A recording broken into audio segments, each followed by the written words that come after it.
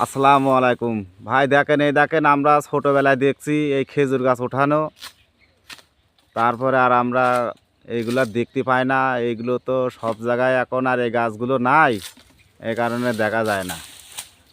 আমি অনেক দূরে গেলাম এক জায়গায়, রোডের পাশে যাচ্ছি, পরে দেখি যে ভাই গাছ উঠাছে। পরে আমি বলছি যে ভাই আমি কি একটু ভিডিও করবো? বলছে হ্যাঁ করেন, সমস্যা নেই।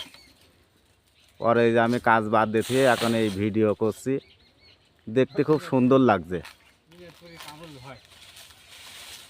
আপনার বাসা কোন জায়গা ভাই? এই যে ভাইয়ের বাসা আছে বিনেতপুর, বিনেতপুর কামরুল ভাই।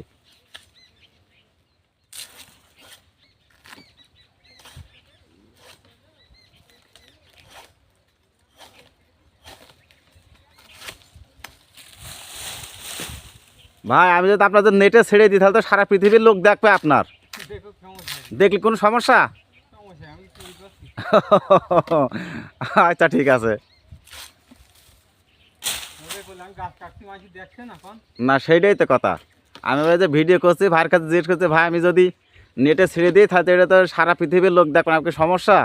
ভাই বলছে কি সমস্যা, আমি কি চুরি করছি যে আমার দেখলে সমস্যা?